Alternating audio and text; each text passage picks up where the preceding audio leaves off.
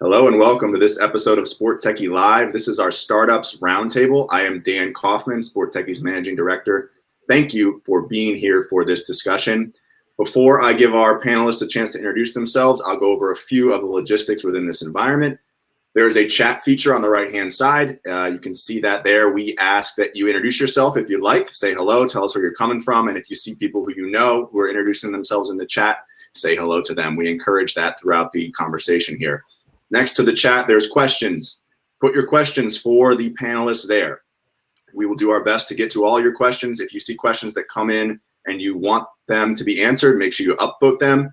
And don't wait till the end to put your questions in. Put them in now, put them in at any time. We're going to weave them in throughout. There will not be a specific Q&A portion of this conversation. All right, let's get started. So I'm going to give each of our panelists a chance to just introduce themselves, say who they are, and then I want them to give me their elevator pitch. This is a startups segment, so I want the elevator pitch from each of these folks. And then I got a few more questions that I'll ask, and we'll weave our audience questions in throughout, and we'll start the conversation. So I'm going to start with Charles. Charles, tell us who you are and tell us your elevator pitch. Yeah, thank you. Really glad to be here today. So I'm Charles Rodenkirk, and I'm CEO and founder of Sharper Sense. I'm a neuroscientist and biomedical engineer by trade, so neural engineer for short. And to give a little background on what I do, my doctoral research at Columbia University was focused on developing methods of enhancing brain function by stimulating specific neural circuitry. So using that insight, Sharper Sense is now developing wearable nerve stimulation patches that enhance vision, hearing, and touch upon application. For athletes, enhanced senses means increased performance, reduced injury risk, and a reduction in things like miscommunication, misperception, and human error. Further, athletes are oftentimes exposed to many factors that they have to play through, like fatigue and distractions and concussions that have all been shown to impair sensory processing. So it's very important that they have the optimal mental state for clear perception. And what our technology really is going to be doing is preventing the kind of misperceptions, things like, I thought I heard the coach say this, or I swear I didn't see that defender there before I threw that interception. And if we can lower those, we can enhance performance. And if we can also sharpen vision and touch feedback, we can also reduce injury risk for these athletes. So the technology works by, so wearable patch that you wear on the left side of your neck. And it's fully non-invasive. It sends a comfortable level of electrical stimulation through the skin and activates a nerve that runs through your neck and projects to the brain. And due to extensive work in animals, we've developed a pattern that we can use this nerve to modulate brain state and enhance perception on demand. So our research that was published in Nature Neuroscience and the Journal of Neural Engineering highlights where we were able to use this technology to reduce the error rates of rats playing sensory games. We're just gearing up now to start first in human testing of this technology. Our offices here are located at Cornell Tech in New York City, and they're one of our investors, so we're really happy to be partnering with them for human testing. And in addition to the sports applications for our technology, it also has longer-term applications for clinical treatments of things like sensory loss and sensory processing disorders, and has a really interesting intersection point where we think about athletes that are aging and want to stay competitive and active, as well as athletes with sensory processing disorders. Charles, thank you. I know that you're part of the Comcast NBC Universal Sports Tech Accelerator, and you've got some very interesting partners there, including NASCAR and USA Snowboard and Skiing. Can you give us an example of how this might benefit a NASCAR driver or even a member of the pit crew? Yeah. Thanks for bringing that up. And so, to talk about other people in startups right now, if you're looking to get involved in the sports world, Comcast NBC Sports Tech is a fabulous accelerator that we had the chance to be part of their inaugural class of this last year. And through that program, we really got a great opportunity to work directly with NASCAR and US Ski and Snowboard. And when you think about kind of what are the best beachhead targets in sports for our technology, NASCAR and US Ski and Snowboard really exemplify that because these athletes are taking part in a sports with a high, potential for risk of injury. You have athletes in the skiers, in the half pipe, or NASCAR drivers at, extremely high speeds. And so things like a misperception that leads to human error can, be season or career changing. So it's really important for them to stay sharp. And working with them, we've been learning about where they really see the best value in this technology. And a lot of times that is, at the end of these long days of practice where the athletes are fatigued and might be more prone to these kind of misperceptions, we can make sure they stay sharp and make sure they can get that, last pass in the lap or that last pass on the half pipe in, get that extra practice without having to worry about an increased injury risk. And moreover, I just wanted to say another comment that's really been great about working with Comcast NBC is, in the sports technology world in general, there seems to be a lot of stuff over there that's overhyped or just marketing and without the kind of fake underlying technology. So it was really great to work with these groups and be able to show that they appreciated our really strong science underlying our technology and what separates us out from the other performance enhancement devices out there. Charles, is there, I often, well, not often, but I recently have thought about when I've been researching your company that this reminds me of maybe a stimulant like coffee or Red Bull that can improve your acuity and your performance. Is it a similar process that you're doing here? And if it's similar, how is it similar? And if it's different, how is it different? And to add to that, is there any concern that this might be considered kind of a substance that could potentially be considered performance enhancing? Yeah, great questions. And yeah, to start, I would say, it falls under, our technology falls under, the general umbrella of what we would call neuromodulation, which really is doing anything that, changes your brain state. So something like taking caffeine does this, but also something like listening to your favorite song before going out on the field, or the small rituals you might have before pitching. These are all examples of, doing certain things to optimize your brain state. But what our technology is driving, the effects are a little bit different than what something like caffeine is doing, where it's just increasing your arousal level. What we found is we're able to activate targeted circuitry that projects to the sensory processing regions of the brain. And we've been able to activate it in a way that enhances sensory processing. So for all those non-neuroscientists out there, the concept of sensory processing might be a little foreign. You think that as soon as something enters your eyes, you see this. At least that's how it works, on a day-to-day basis. But in reality, perception really is kind of multiple steps in this process. And once that information enters your brain through the eyes and the ears, it actually is processed through multiple brain regions before perception occurs at later stages. So during this processing, this is when things like features and details of the sensory stimuli are separated from things like background noise, which is key in recognizing game relevant stimuli. And what we found is we're able to suppress noise during this process, which allows for a much higher definition signal. Just like less noise in your TV feed makes your audio and visual much more clear. And through that, we're able to enhance sensory acuity on demand. And so in our rat model, we showed we can drive this effect within seconds.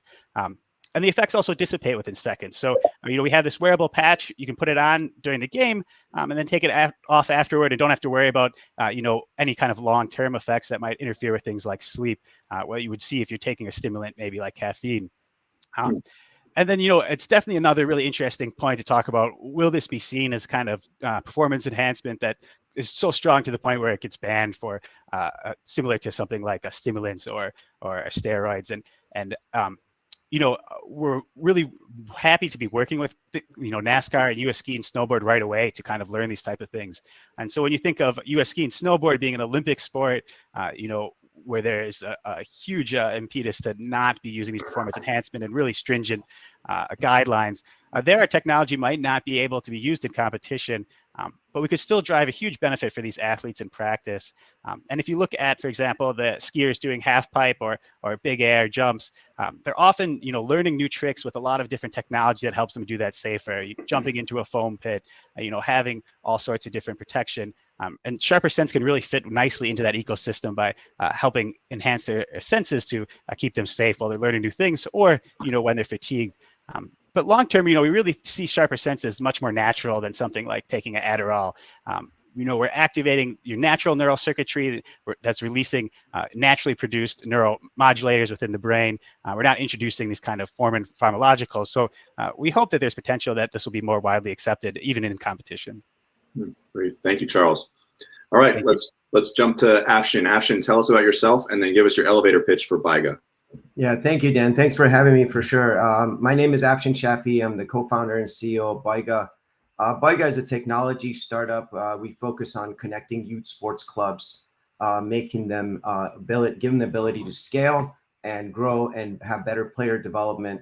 My background is in sports and soccer. I coach competitive teams, and I've ran operations for these youth clubs for a few years.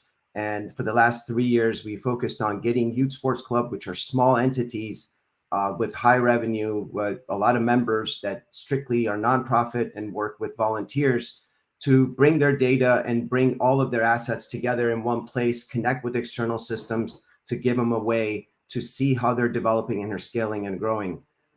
This has been, again, our focus has been in soccer, but we're growing into hockey, volleyball, and lacrosse as we get bigger. We're about 3 years old, like I said, and we're growing pretty rapidly. Afshin, I mentioned on our prep call that, at least from my perspective, you're in an industry that seems pretty crowded. How do you differentiate from some of the folks that are already there? How is your tech different? How is your approach different? Very good. I think certainly there's a lot of big players and a lot of small players, but the industry is made up of a bunch of very small point products. And that's the mentality had been in technology to solve a small problem and go after it and scale. But it turns out that with these youth clubs, their size and their ability to manage youth products and the turnover on volunteers, it actually adds a challenge. So we've had a lot of success bringing a lot of these tools together. And for the non-workflow and non-obvious components that we don't support, we have a very good integration system that we can connect to APIs inbound or outbound, and give an ability to partner with bigger players like video services or health insurance or any kind of registration insurance companies to be able to bring more and more technologies together. But really at core, we are able to go in and replace at least a half dozen software components that these clubs use. And that's very attractive to them financially, as well as the ability that they can have one full-time employee managing it. Thank you, Afshin. Stephen, go ahead. Tell us who you are and give us your elevator pitch. Hey, everybody. Dan, thanks for having me. So I'm Stephen Glicken. I'm the CEO and co-founder of Project Admission. So Project Admission is a platform that integrates directly with primary ticketing companies to help expand distribution. We create the ability to spin up an unlimited amount of branded marketplaces and storefronts to help our clients, which are sports teams, the rights holders, sports teams, artists, producers, better leverage brands, fans, influencers to help sell more tickets, create demand, push offers, reach new audiences. So my background, I've been in entertainment for 20 years. I've done everything from, I was a producer, an engineer, worked in hip hop for a long time, worked with everybody from Puffy to the Wu-Tang Clan. Wu-Tang Clan all call me Spidey. I ran a venue in Puerto Rico, managed a globally touring reggaeton artist. From there, I moved to New York. I ran a record label out of New York for about 5 years. And then from there, I worked at a company called CrowdSearch. I came on as kind of the first one in the US, which was a direct-to-consumer ticketing platform where it was kind of the pre-sale fan club allocation of inventory. And we were helping kind of wrap the ticket in the artist's voice and in their brand and allow them to sell directly to their fans. We grew that company. I was working with everybody from Adele to Paul McCartney to Metallica to then I moved to Nashville, started working with all the country guys, Kenny Chesney, Eric Church. We were selling tickets in 70 different countries and pushing really hard against the promoter and ticketing structures in all of those countries. And I was working with everybody from the venue to the ticketing platform to the mobile app to the web company to the secondary market. And it gave me a pretty unique perspective on kind of the global landscape of ticketing, and just kind of what's led to what we're doing at Project Admission is this idea of creating a better narrative around the sale of that ticket and creating these connections and helping create more demand and experience around that ticket, not just go to this ticketing site to buy the ticket. And we are, and we're working with a bunch of different professional sports teams, everybody from in the NBA, like the Pelicans, the Cavaliers, work with the Arizona Cardinals NFL team, a bunch of MLS teams like Minnesota United, and a handful of other teams from there. And then we're kind of moving into kind of all the sports, the sports leagues. Sports is a big focus for us because we are focused on distribution, and sports is way more evolved in distribution than, say, the music side. Broadway is also pretty big in distribution, but sports is a big focus for us as we're kind of building up the company. It's a perfect fit. We have perfect kind of product market fit for the sports market. Can you expand on that a little bit, Stephen? What you mean by distribution and why sports is different maybe from the concert industry as it relates to distribution?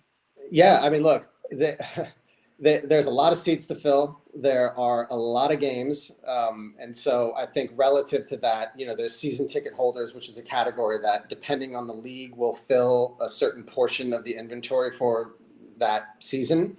And then beyond that, there's everything from just straight single tickets. There's group offers, there's sponsors, there's, I think ticketing, the narrative to the public is generally like a ticket goes on sale from this ticketing site, and then there's the event. But the reality is there is risk being sold off to the secondary market. And there's all these other kind of players in between. And so we are helping kind of scale and connect all those kind of disparate pieces and make it easier for teams to kind of leverage all those different distribution channels. All right, great. For those of you just joining us, this is our Startups Roundtable. We've got 3 great folks here. 2 of these folks have actually been featured in written pieces on SportTechie.com, Stephen and Afshin, so you can check out those articles as well after this session. And then if you are just joining us, a reminder to make sure to introduce yourself in the chat, say hello to folks that you know, and then also give us your questions. We want your questions throughout in the questions tab. Don't wait till the end, put them in there and then upvote questions you want to have asked. I see one question that came in from Carrie, and we will get to that soon. But let me start by asking a question I like to ask all of the entrepreneurs that we have on this Startup Roundtable, and that is this question. And you haven't been prepped on this question, so I apologize if it's a little bit of a surprise, but I think it's an interesting one. What did you want to be when you grew up? So you go back to when you were, I don't know, 10, 11, 12. What did you want to be when you grew up? Stephen, I think I know the answer to yours because you kind of hinted at it. So I'll start with you. Okay. Oh, I can go. I didn't tell you the one before that. So maybe I was a brat, being the youngest of 4 boys. I don't know what it was, but I remember that question as a little kid. And my response was always, this is like, sub 14 years old. It was like, how do I know? I'm 10 years old. And I could never answer that question. I couldn't answer it until I was 15 years old. I was playing drums in a band, and we played a show for like a house party for like a seniors who were having a party. And it was one of those lightning bolt moments. I mean, I had that moment, 15 years old. I'm doing this. I'm going to be in entertainment, whatever that may be, and it's expanded into a lot of different things. It was very clear. I've never strayed. I strayed once for a year and started going down this astronomy and physics road, and then realized that that wasn't the path, and came back. And so effectively from 15 till now, basically all I've done. Interesting. And do you feel like you've had an entrepreneurial bend to everything that you've done throughout your career, or do you feel like you jumped into that later in your career? Tell us a little about that. Yeah, no, you can say that. I've never had a job. I've only kind of started my own things effectively. I grew up around that.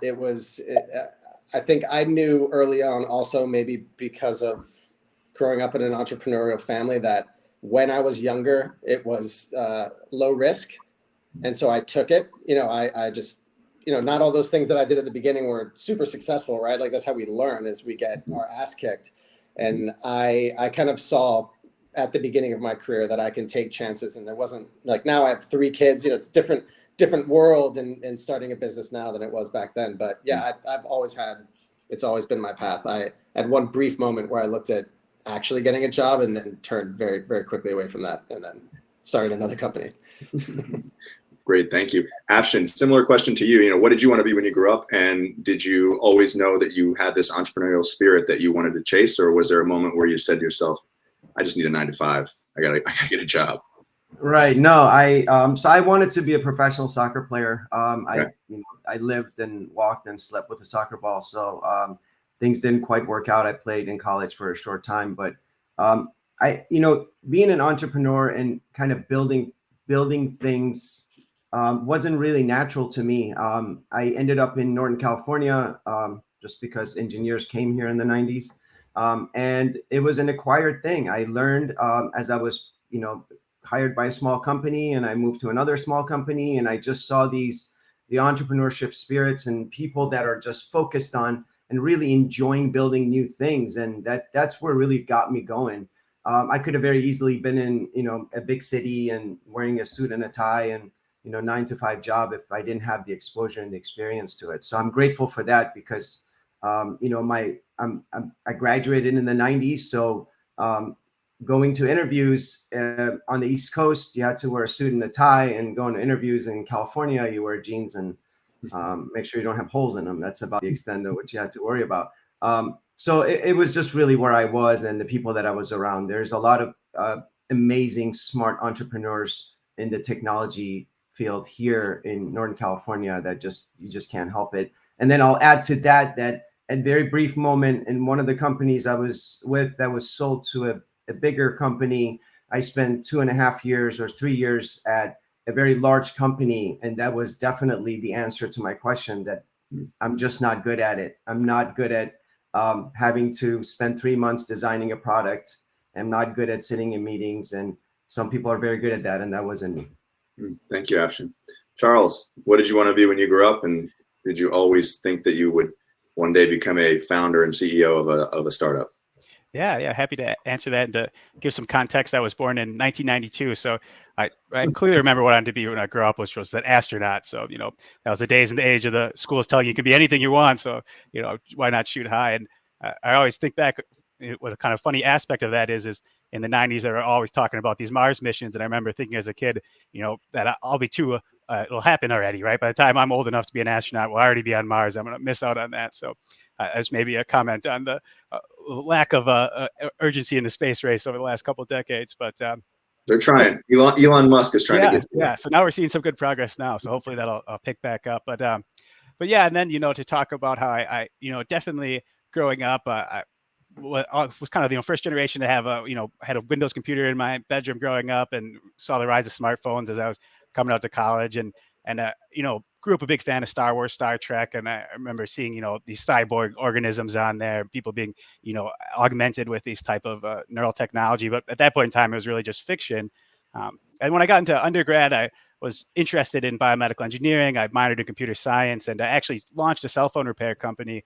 So right when I was a freshman in 2010, there was I think that was maybe the iPhone 2 was on the market. And after the first UW-Madison Badger football game, every single one of my friends' screens were broken. So I started out doing it friendly, but realized I could convert that to a business, and built it up and had a website, was doing mail-in throughout Wisconsin. And during that time, one of the things I really learned I love about the startup lifestyle was, this ability to constantly have these kind of interesting problems, and the freedom to come up, with flexible and innovative solutions. I remember one issue we had was having people, how can we have people drop off cell phones overnight? Because, people want quick turnaround on these things. And so I remember we ended up building kind of a almost Amazon Locker-esque station prior to Amazon doing so, and thinking about how much fun that was.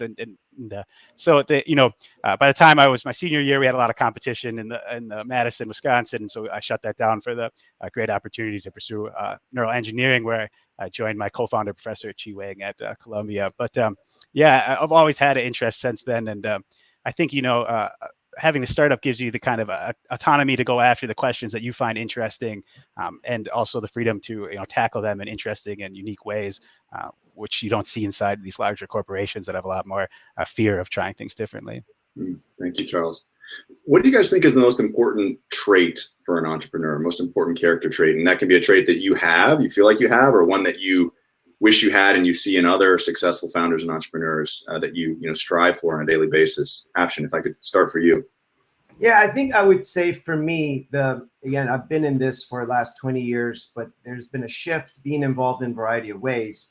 What works for me is really at some point in the last few years, I realized that, you have to understand that this isn't all my problems to solve, right?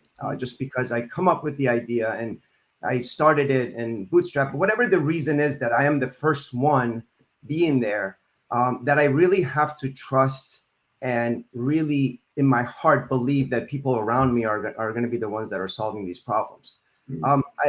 Once you have that, and I say that because it wasn't always like that for me, it relieves a lot of stress in a lot of ways, because you can focus on different areas of the business and knowing that everything else is humming and going. I think that really not having this boss mentality and just having this, we're all in this together and the titles really don't matter for whatever reason, you have to know that you're not going to solve every problem. That has been a difference maker for me, honestly. I'm not going to answer because you literally took the words out of my mouth. Couldn't have said it better. I am 100% with you, Afshin. That is exactly my answer as well. Yeah. Thank you, Steven. Charles. Yeah, I'll go another take on that too. I think, one thing I think about is, trying to start a company is a lot like trying to be a professional athlete, right? In the ways that, the odds are really stacked against you, right? So you really need to have a, strong determination and a little bit of stubbornness to put through, a lot of times these setbacks and things and keep confident in your idea. So I think that's something that, this kind of a dreamer attitude, that aspiring pro athletes have is something that you also have to have in the startup field. And I worked for Columbia Technology Ventures, which is Columbia's IP transfer branch when I was in grad school. A sad fact there is if you look at nationally college tech transfer offices for these patents, the vast majority, something like 95% of them lose money, meaning that with the whole college's worth of IP, it's hard to commercialize that and get a return. So, it's a hard game to enter into. So, having that kind of dreamer and stubbornness and to push through that is really important. But I would say the other component that I think I'm learning more now is really important is, having empathy and really understanding your user base, right? At the end of the day, to get a technology that's adopted by users and is successful, you're really more serving these users, right? You're trying to solve a problem for them, not necessarily trying to sell them a technology. Hopefully, the way you solve that leads to a technology, but at the end of the day, you're more of a servant to your customers than you are a salesman. Great answers. Thank you, guys. I've come to the entrepreneurship world relatively late in my life. I went to law school straight out of college and working at big law firms, and actually was hoping to get into the entertainment world, Stephen, but never really got there, and kind of fell into the sports world, and then eventually had the opportunity to be entrepreneurial and start my own company, and then did that, and then eventually came to SportTechie and wasn't a founder of SportTechie, but was the first hire. And when I was starting that entrepreneurial journey, I read a book called The Founder's Dilemma by Noam Wasserman. And there was a quote from that book that is, it goes something like, it's unfortunate but true. If entrepreneurship is a battle, then most of the wounds that an entrepreneur feels, most of the casualties are self-inflicted or friendly fire wounds. I thought that was an interesting quote, and I want to get your opinions on it, whether you agree or disagree, and why or why not. And Stephen, I'll give you the first chance here.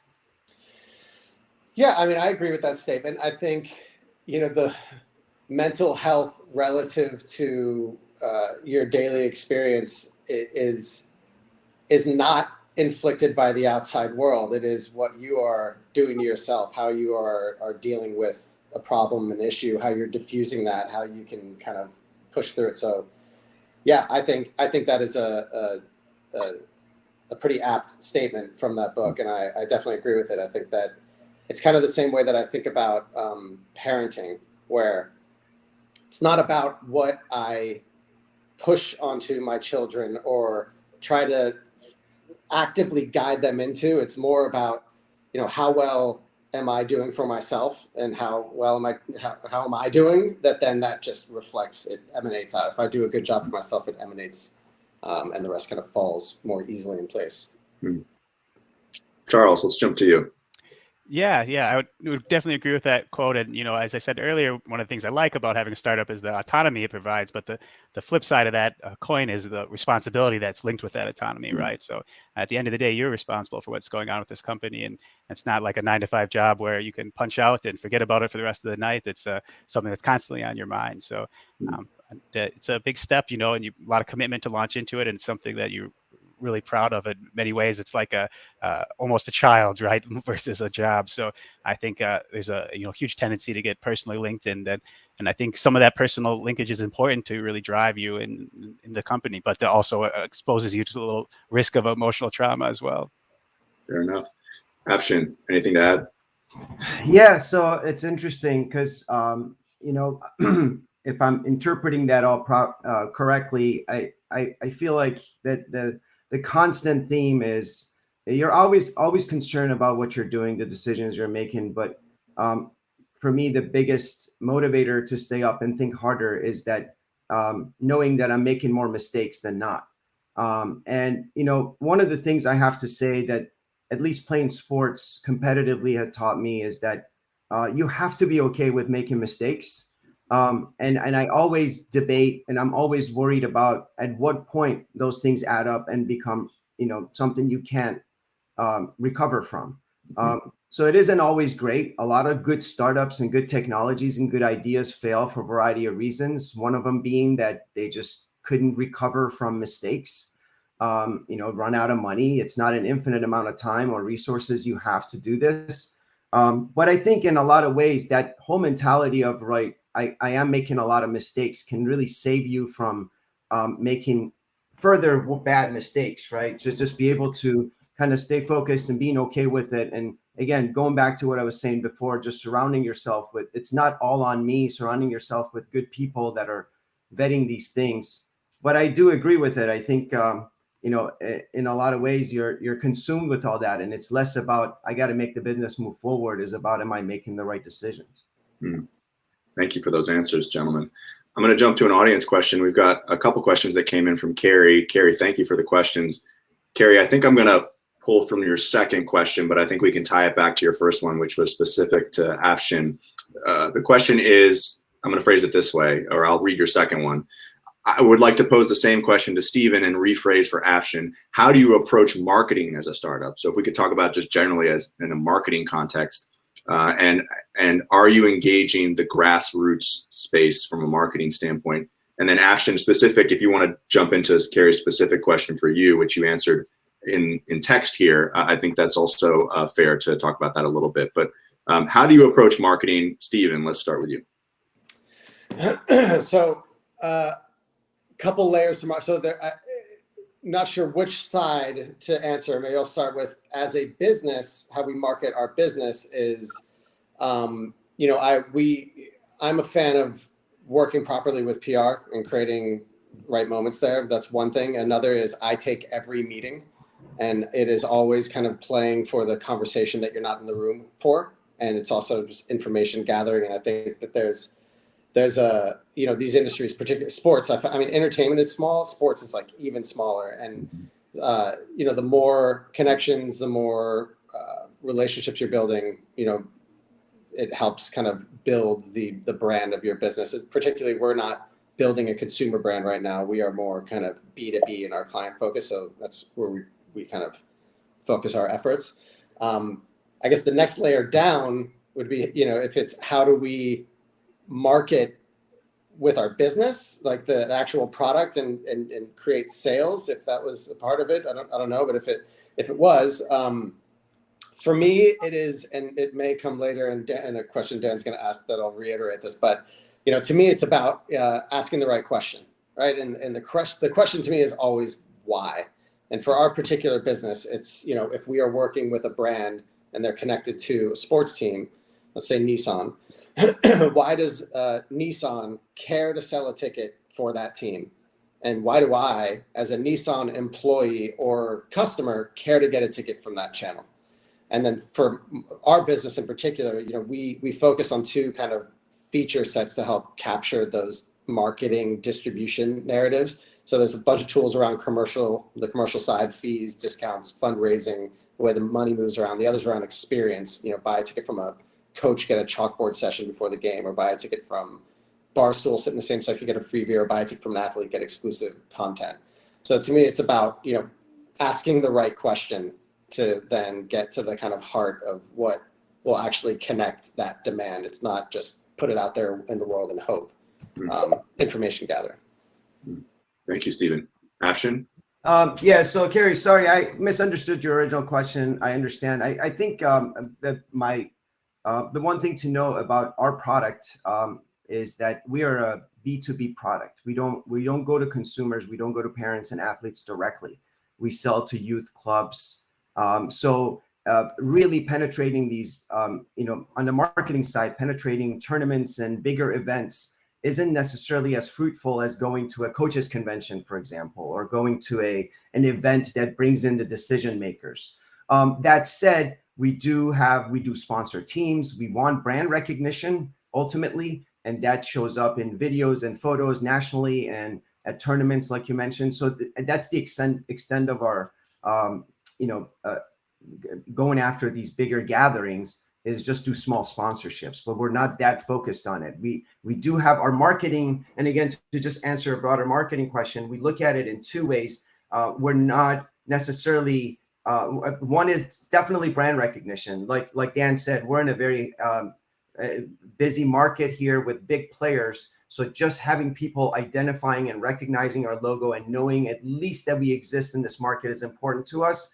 And we do a little bit of that at the tournaments and bigger events for that reason. But generally, our marketing is very, very focused and targeted to the decision makers at these youth clubs, which are, like I said, nonprofits with a board of directors and very specific roles and responsibilities that are into making these decisions. And then can we get in front of them when they're in a cycle of making a change? So it's a very much of an enterprise mentality on how you go about marketing. Thank you, Ashton. Charles, you're in the relatively early stages of the company, but have you given thought to marketing? Yeah. So to comment, on where our stage, we're, at least a year, maybe two away from, being potentially on the market, and we're just starting our, first in human testing, but we're already thinking about, how to penetrate that. For us, it's important that we want people to know that we're a serious scientific product. We're not some fake neurotech or some fake performance enhancement. So the way that we market and contact, users, I think is really going to be influenced by that.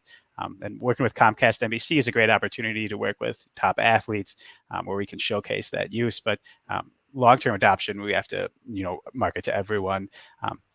And I think it'll be interesting too is to look at athletes that could best benefit from our technology, right? So in addition to athletes that are in these kind of dangerous, high impact potential competitions, another segment that we're really interested in is the aging athlete population, right?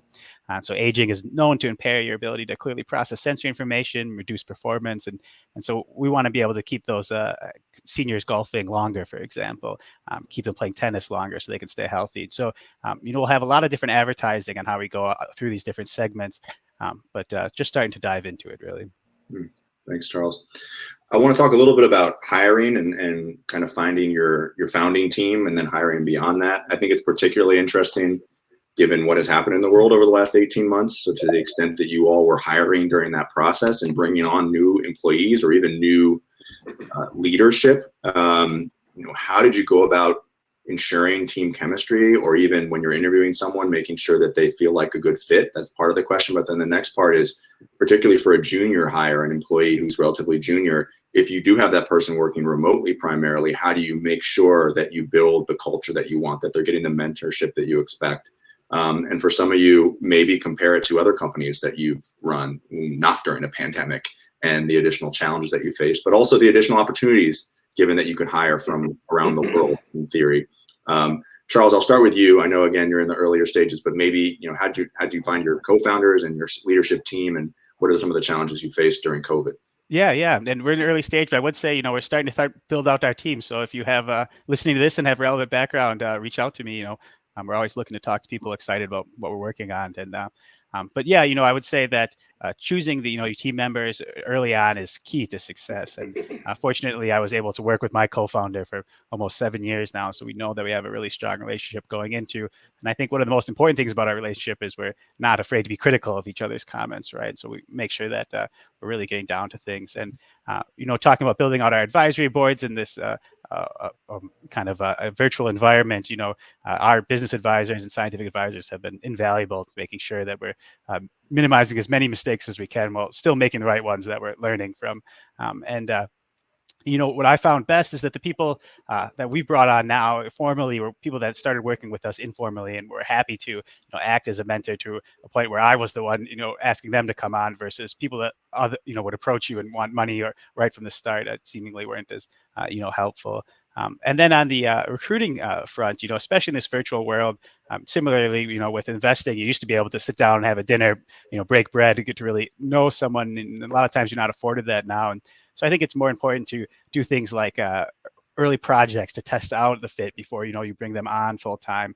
And also, really leverage today's modern tools like Microsoft Teams or Slack to, allow for a kind of real-time communication and a feeling that you're still in the same place, even when you're split up across locations. Thanks, Charles.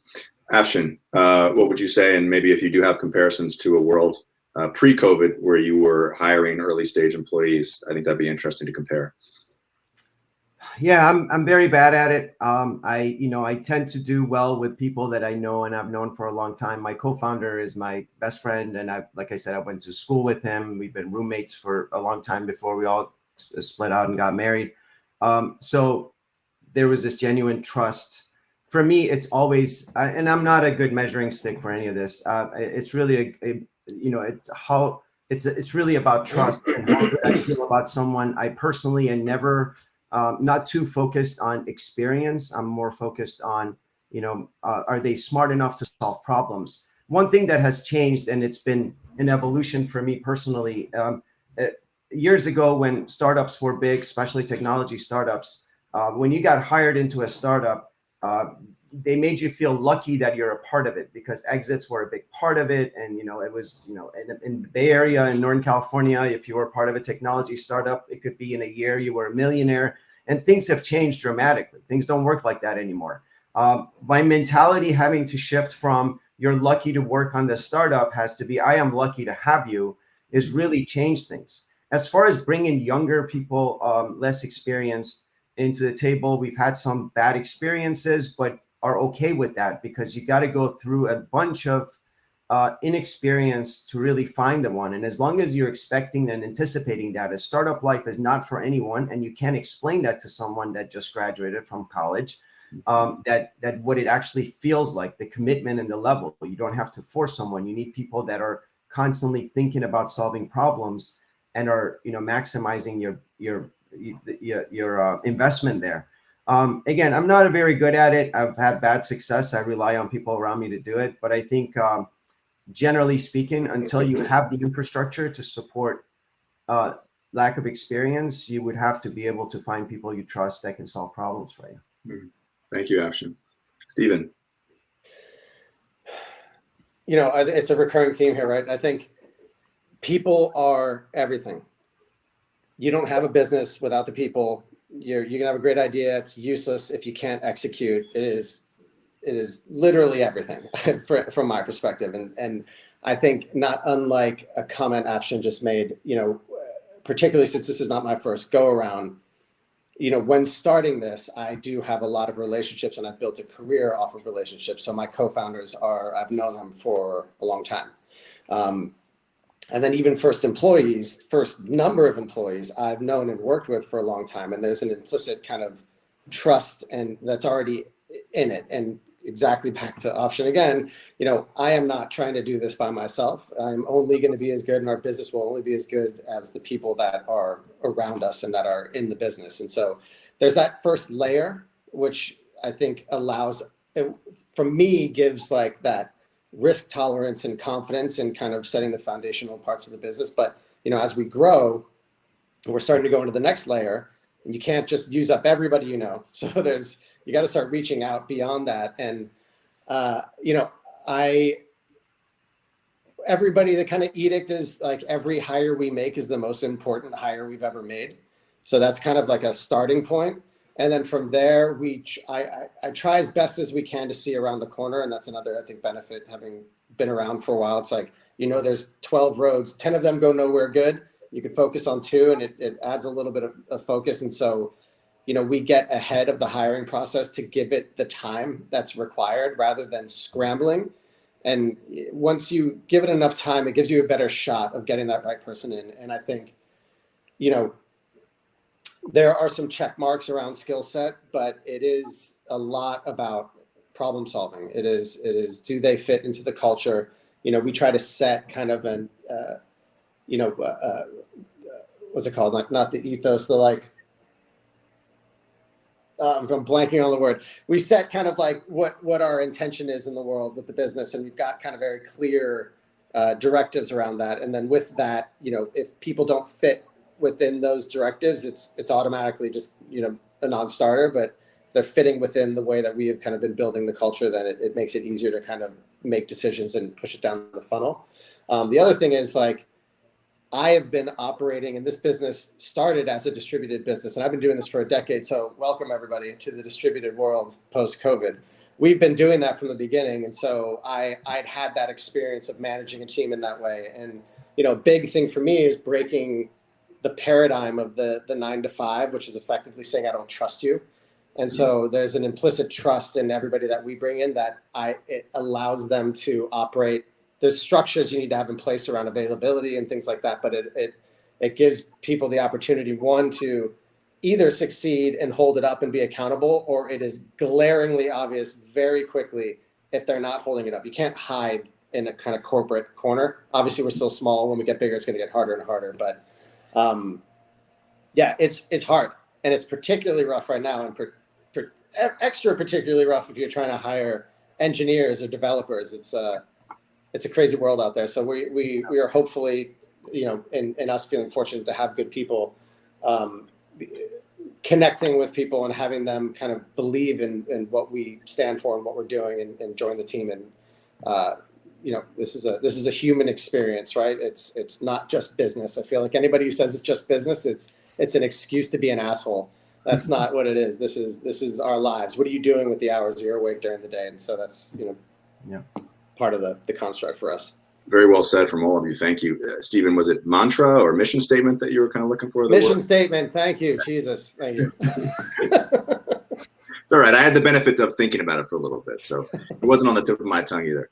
All right, guys. So I have one more round of questions that I'm going to ask you. But before I do that, very quickly to our audience, thank you so much for being here. This is on demand, or will be on demand shortly after this at live.sporttechie.com. Along with all of our other startup roundtables, along with all other episodes of SportTechie Live. You can find them there at live.sporttechie.com. We usually do this weekly. We will not do this next week because we have our Sports Capital Symposium virtual event. That is Wednesday and Thursday next week. You can register for that for free, sportscapitalsymposium.com. I encourage you to check it out. Some fantastic speakers, including Jose Andres, Michelle Roberts, MBPA Executive Director, and Kathy Engelbert, the WNBA Commissioner. So go check that out, sportscapitalsymposium.com. Hope to see you there. Thank you to you three for doing this. We couldn't do it without you, so I really appreciate your time. Here's my last round of questions, and I'm going to incorporate a question that came in from Taylor Bloom. Taylor is actually the founder and CEO of SportTechie, so my boss, and who hired me. So he has a question that's, I think, an interesting one and similar to the round of questions that I told you all I would ask you. My questions are this, two of them. What book that you read has helped you the most as an entrepreneur? And what book have you read that has helped you become a smarter person generally? Could be the same one. And then Taylor's question is a movie one. It's what movie do you find inspirational from an entrepreneurial perspective? Afshin, I'm gonna start with you. Oh boy, I'm gonna from the entrepreneurial perspective. Years ago, I read a book called The Multipliers by Liz Wiseman. And again, where I am today is an evolution, learning from a lot of people, learning from things that didn't work for me. Some of the statistics and the things that are put out in that book about your attitude as a leader and how you can encourage and motivate others. Some people are very natural at that, and I'm very jealous of that. And in sports and in business, you see them, they're very good at it. They make you feel special. They make you feel powerful. The reason I say that in technology in this area, in the Silicon Valley area, if you go back a decade or so, there was more people that know it all, and they were raised to managerial positions, and where they were in leadership position just because they were good at technology really created very toxic environments at times. And I may have even been a part of that, but learning that how you look at people and how you talk to people and how you get them to solve problems, and not always having to be the person that solves every single problem, really maximizes the throughput of what you get out of your team. And that book has always left a mark for me because, again, it was less about the writing and more about the statistics of what they have saw with different personalities. I really, really recommend it for anybody who is dealing with growing teams. What books made me smarter? It's not even, I'm not even going to go there. And the movie thing, I'm going to have to come back to you on that. I don't really know. Movies, I'm very much into comedies. So I can't think of a good comedy. Fair enough. Thank you, Ash. Charles, go ahead. Yeah. So a book I think that's been really helpful for me on the startup front is anything really by Steve Blank. He has a variety of different books. Most of their focus is on customer discovery, but myself and for other engineers out there coming from that field, that was very product focused, And it was really important that I realized that the real key to success is the customers, right? And so switching our thinking over to not just making sure we have a product that does what we expect it to do, but also ensuring that we're fitting to a problem that actually exists was really important. And those books really help learn how to do that properly. As far as a book that will make you smart, yeah, I'll go with Afshin, and I can't say one that would do that exactly. I'll give another book, though, I think is good for startups, and maybe a lot of people probably heard before, but is Peter Thiel's 0 to 1. I think it's a great one just to, gets you excited about going into the startup field. So, if you're thinking about launching one, it's a good one to maybe push you over the edge and get into it. And talking about movies, not so much to inspire my entrepreneurial side, but more my neural engineering side. I was always a huge fan of sci-fi growing up. So Star Wars, Star Trek, Terminator, seeing these things where you're melding of electronics with biology for enhancements that were science fiction then is great. And it's really crazy how science fiction almost paves the way for real science, right? It's all the things you saw in Star Trek, the communicators. Now we have cell phones, right? And so it's almost like the people imagining these things is really the first step into bringing some of these things into fruition in reality. So love to watch that to see what people are thinking up next for the cutting edge.